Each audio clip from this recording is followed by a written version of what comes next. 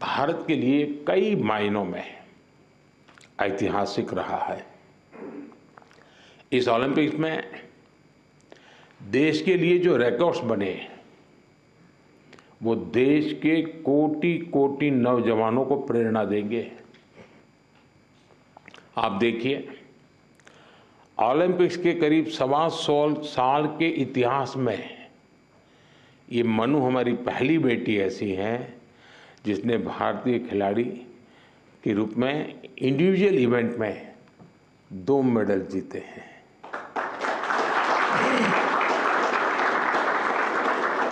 हमारा नीरज पहला ऐसा भारतीय खिलाड़ी है जिन्होंने इंडिविजुअल इवेंट में गोल्ड और सिल्वर जीते। हॉकी में भारत ने 52 साल बाद लगातार 2 बार मेडल जीते कंटिन्यू।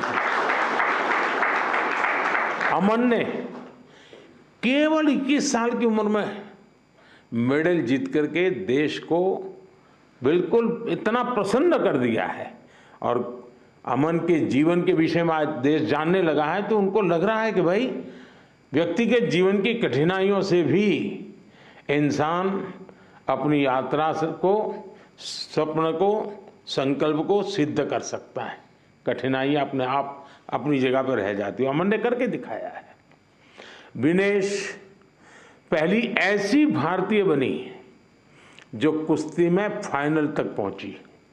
ये भी हमारे लिए बड़ा गर्व का विषय है। ओलंपिक्स में 7 शूटिंग इवेंट्स में इंडियन शूटर्स फाइनल्स में पहुंचे और ये भी पहली बार हुआ है। इसी तरह तीरंदाजी में धीरज और अंकिता पदक के लिए खेलने वाले पहले भारतीय तीरंदाजी बने। और लक्ष्य, हमारा लक्ष्य सेन, आपके मैच ने तो पूरे देश का जोश बढ़ा दिया है। हमारे लक्ष्य भी ओलंपिक में सेमीफाइनल तक पहुंचने वाले एकमात्र पुरुष बैडमिंटन खिलाड़ी बने हैं। हमारे अविनाश सावले, इसने स्टीपल चेज के फाइनल में क्वालिफाई किया।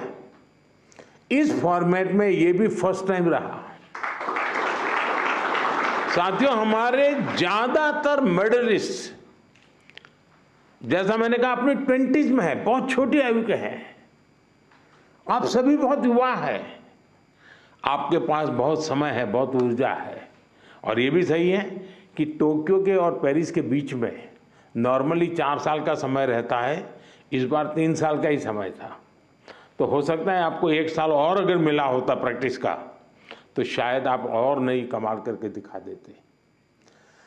अभी लंबी कैरियर में आप कई बड़े टूर्नामेंट खेलेंगे। खेलना बंद नहीं करना चाहिए, रुकना भी नहीं चाहिए, एक भी मैच छोड़नी नहीं चाहिए।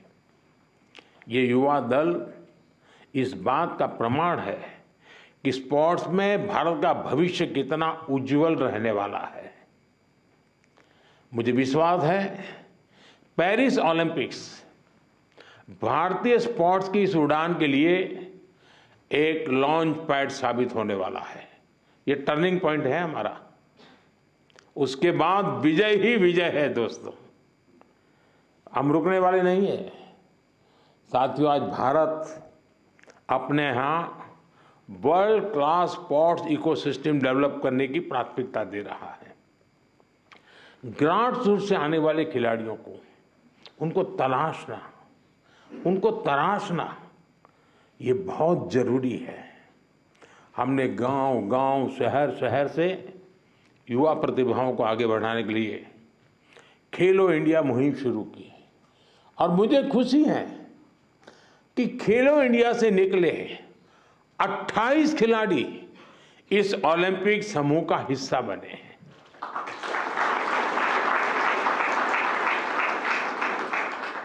अमन है, अनंतजीत है, धीरज है, सर्वजोत है, इन सब ने खेलो इंडिया एथलीट के रूप में अपनी जर्नी शुरू की थी। और इससे हुआ ये है कि खेलो इंडिया में खेलना और जी भर के जीतना, ये एक बहुत बड़ा अहम हिंदुस्तान का कार्यक्रम बन चुका है जी। मैं मानता हूँ मैं खेलो इंडिया को और तवज्जो देनी है और ताकत देनी है। उसी में से हमें अच्छे नए होनहार खिलाड़ी मिलने वाले हैं। आपकी तरह ही खेलो इंडिया एथलीट्स की एक बड़ी फौज देश के लिए तैयार हो रही है।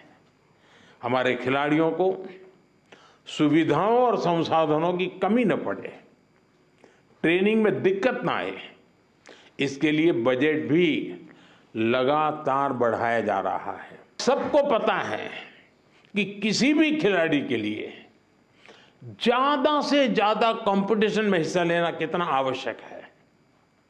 मुझे संतोष है कि ओलंपिक्स के पहले आपको अनेकों इंटरनेशनल कंपटीशन का एक्सपोजर मिला है।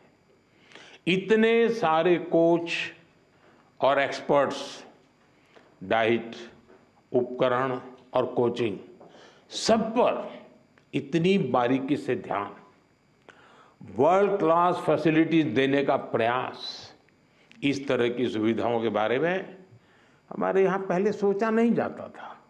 खिलाड़ी अपने नसीब पर मेहनत करता था, देश के लिए कुछ करके आता था, लेकिन अब एक पूरी इकोसिस्टम बनी है। ये केवल स्पोर्ट्स में देश की नीतियों का बदलाव है, इतना ही नहीं है, ये उस भरोसे का प्रतीक भी है जो देश अब अपनी युवा पीढ़ी पर बहुत ज़्यादा भरोसा करता है, उसकी अभिव्यक्ति है। साथियों, आप सब देश के युवाओं के लिए बहुत बड़ी प्रेरणा है। मैं मानता हूं आप में से हर किसी के बारे में देश को, देश के युवाओं को ज़्यादा से ज़्यादा जानना चाहिए। यहाँ भी मेरी इच्छा है कि मैं हर किसी का नाम लेकर उसकी चर्चा करूं, विशेषकर हमारी बेटियां। पिछली बार की तरह इस बार भी बेटियों ने ही ओलंपिक में भारत की जीत का श्री गणेश किया है। मनु को जिस तरह पिछली बार तकनीकी कारणों से निराश होना पड़ा था, फिर उन्होंने जो वापसी की, अंकिता ने जिस तरह सीजन का अपना सर्वश्रेष्ठ प्रदर्शन किया, मनिका बत्रा और श्रीजा अकोला ने भी सबका ध्यान खींचा है। इसी तरह बाकी खिलाड़ी भी रहे, खासकर नीरज ने अपनी लगन और अनुशासन में जिस तरह कंसिस्टेंसी दिखाई है, स्वप्निल ने कठिनाइयों को पार कर जिस तरह मेडल जीता है, हॉकी में हमारे सरपंच साहब, उनकी टीम ने दिखा दिया कि भारत की ताकत क्या है। PR श्रीजेश ने ये बता दिया कि द बॉल क्यों है, जो मेडल जीता या जो एक पॉइंट या कुछ सेकंड से चूका, उस सब ने एक ही संकल्प दोहराया, ये सिलसिला गोल्ड से पहले नहीं रुकेगा।